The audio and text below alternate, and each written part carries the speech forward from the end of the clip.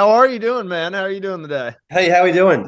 I am doing fantastic. The man of the hour. Let me just say, The man of the hour. no, I think you're the man of the hour because here I am. I'm sitting on my couch, right? And I'm Yeah, like, man. man, I, I like it. I like a good story. Hit me. it is so boring to watch kind of like the easy vote outs go out. And I love that you were swinging. You definitely swing for the fences. You're like, who is the biggest player in the game? Let's get them out right away. And you could not have picked a bigger player in King George. So before we even get into anything, first off, welcome to the show. Thank you for taking time out of your busy schedule to join me. And props to you, man. I was literally sitting there. I was cheering it on. I was like, somebody go with this, man. It makes sense. So, I mean, like, we can get right into it. I mean, like, I had Randy, it. my man. I love it. I love the energy. I love the words. We're going to get on great, man. Thank you for your time, man. I love the passion and the intro. So thank you. Oh, yeah, of course, man. I've been looking forward to this. And I was going to say, like, this question is so down the list, but let's go ahead and get to it. So, Hit me. King George, you went right for it right away.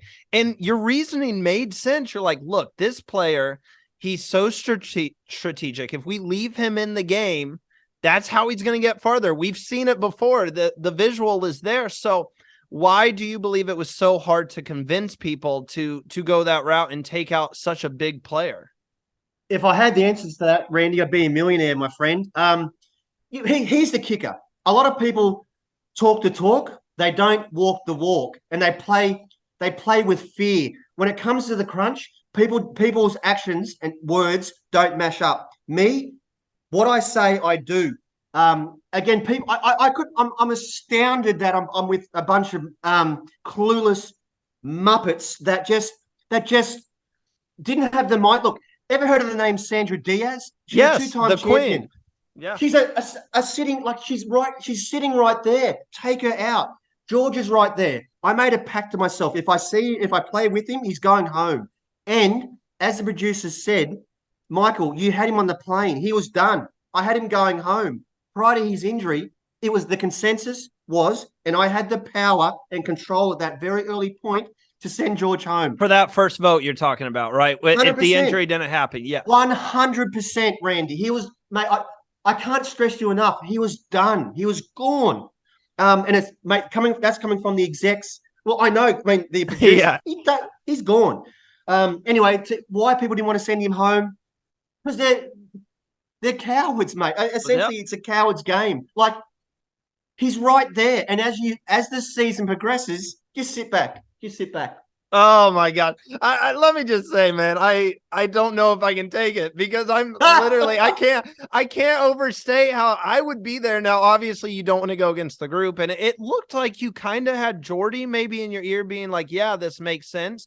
I would love to hear what the dynamic was heading to that second tribal. I know Shoney was kind of trying to rally people to keep George around, but was there anyone on that villain's tribe that you were like, okay, I think they're down for this. I got them locked in.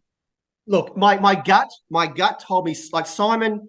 I mean, as much as Simon, you can't predict what Simon does. I thought I had Simon. George, not George. Stevie, again, a guy who goes the water. But I at least thought, because all the way through he was complaining about George. Right. Well, Stevie, let's act on it. Geordie, another one who openly said he wants him gone openly. Liz. So I thought I had 4 or 5 people that were in my corner, but when George come back after the injury, he got the sympathy vote, and then Yeah. Shawnee felt that when George was gone, Shawnee felt exposed. Shawnee felt that with George not there, she was on the chopping block, and she's right because I was going to send her home. So when George got back, she tucked in behind George, groundbreaking, not, and then she rallied. Then she rallied Liz. Liz got Mimi. Mimi got Sarah, and suddenly the tide turned very quickly and very truthfully. Ran heading into that tribal, man. I knew that I was in huge trouble. Hence why I spent 5 hours looking for an idol that afternoon, even though that wasn't shown. But yeah, I knew I was in trouble heading into the tribal. It's not rocket science. I knew that they knew I was coming hard and that I had to go home. So is what it I, is, I mate. I was wondering about that because your kind of final speech at Tribal seemed, even though we didn't see you kind of running around camp looking for an idol or anything like that, it did kind of seem like a last pitch effort. You were throwing everything you had out there. And I mean, to be fair, we can go back to that challenge, where we saw Stevie was like, I need to do the puzzle. And I mean, George flat out said, no, I don't think I'm going to work well with you. And I'm like, are we really basing like a challenge off that? And so I mean, I love the pitch that you gave where it was basically, look, we lost the challenge at the puzzle. And when they talked back, I was like, okay, did you guys not see the challenge? It is a team game, but that's where you lost it. You were neck and neck heading in. So how frustrating was it once the puzzle? Because you could see the facial expression. It was like, come on, man. Like, we're right there. Thank you for asking such a smart question. My frustration about that is just 1,000,000%. Like George always said, I'm the puzzle master. I'm the puzzle king. Any puzzles, let me. Okay, step up. You choked. You did a horrific job. So my survivor brain is I play with a US mind, like ruthless, just and hard as I can. So I thought, right, what's my last play? I'm going to call out George for failing at the challenge. And hopefully people go, yeah, well, that's why we're sitting here. But unfortunately, Rand, the Australian way, this is the dumb part of this. The Australian way is to, oh, Michael, how dare you focus admit to everyone that they're here because of George. How dare you be so honest and brave about that? So you saw the reactions. So the Australian way is just to keep quiet and go, nah, mate, great job, bad luck. But we were there because of George, and I needed to say that. And you saw George's reaction. George doesn't like someone pressuring him or calling him out. So and here we are. I just want you to know, I know I've said it, but I was on your side the entire time. I do want to go. Thanks, Rand. Thank you. Of course, man. I want to go deeper into kind of the villain and hero aspect. And so far in what I've seen and the rest of us have seen at home, outside of that one win where you guys got to go raid the camp, and that was such a high for you guys, the villains have really struggled to put it all together. Do we believe that has to do with maybe too many egos on one team? What's the reasoning behind maybe the heroes? I know Angelique said Sean, one answer, Sean, but what's the reasoning that the villains might be struggling a little bit? Angelique needs to go and have another wine. The truth is the tribe doesn't work together as a team. There's too many chiefs. There's no communication. Everyone has their own agenda. Some people don't care. There's so many differing personalities that ultimately we didn't work as a team, and there was no harmony. You look at the heroes. You see them actually like united, galvanized, working. I mean, Sean, it's such an easy answer, but that's rubbish. They're galvanized. You can see that the personalities mesh.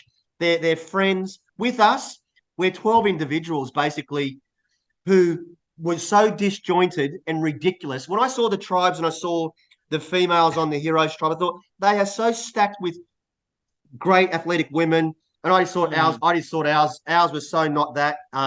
Anyway, so you knew right away. You knew right away looking at the tribe. Oh, 100. Like, we might be at a disadvantage here. We're cooked.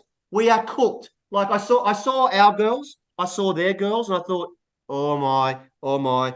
And then I saw us. I saw Simon, Geordie, myself, and then I saw Stevie, Fraser, and George. I thought, close the book, Rand. Close the book, baby. We're done. We're cooked. Now, outside of the game, you got a chance to go back, and I don't know if you've actually watched it. I know some people don't like to watch it back once the edit comes out. Were you happy with the edit that you got, or was it kind of a little bit of a letdown in the end? I promised myself that, mate, I'm not someone who wants to blame the edit or how I was perceived. They have such a shut narrative of you. What I'll say is this, Rand.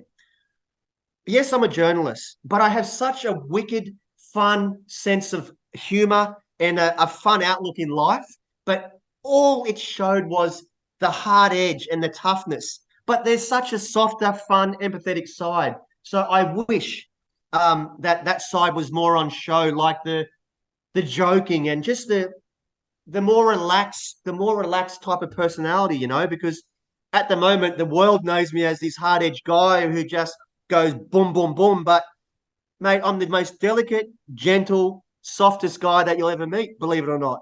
No, I could definitely see it. And we need more people like you playing the game. I can tell you love this game. You Well, genuinely thank love you. it. And Thank you you so want much. to play the game, which is what we need. We don't need a What am bunch I of there sit back. for? We need big moves and stuff like that. I'm interested. I know we have just a few more minutes here together. No, I wish we take your had time. longer. Go ahead. Take your time. I'm interested. How did this Survivor journey get started for you? How'd you go from the reporting world to, going on Survivor? Yeah.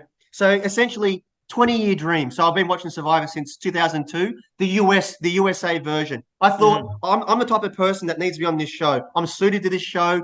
I want to vote people out, and I want to play. I want to test myself.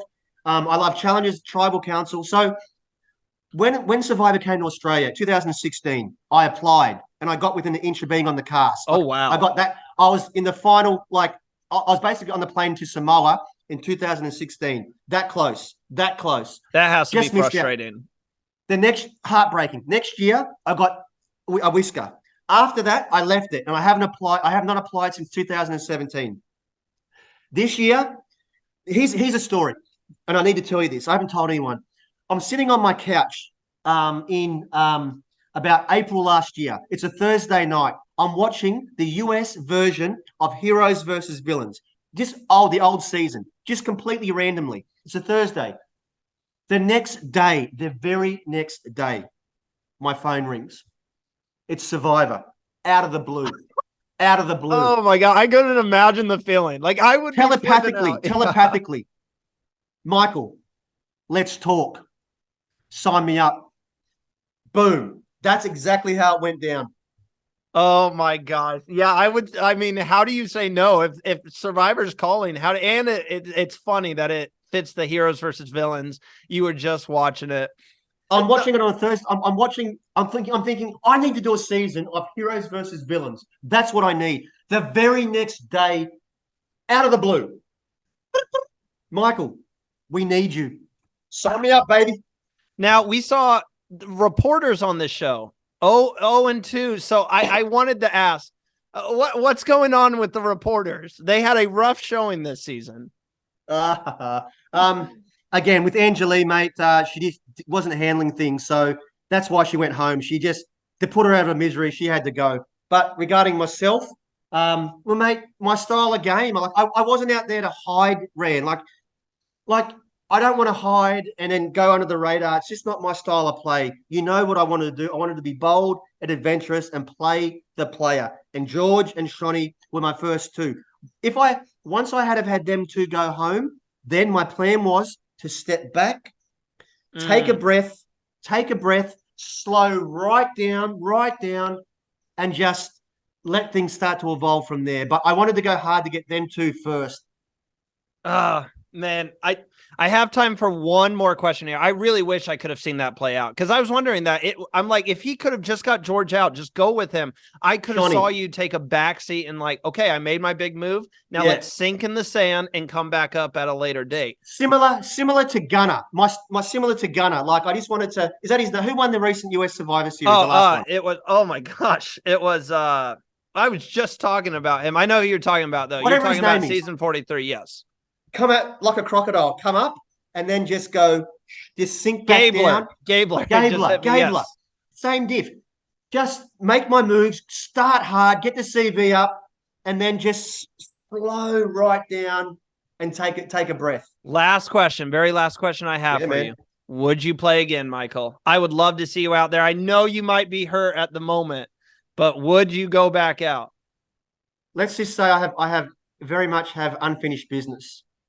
And we'll just leave it at that. Michael, man, thank you. Thank you for coming on and spending the day with us. Hey, enjoy the rest of your day, man, and would love to speak with you again in the future. Ren, mate, send me a link. I'd love to listen to your podcast, my friend. Yep, I'll hit you up. Thank you, man. Thanks, buddy. Nice chatting.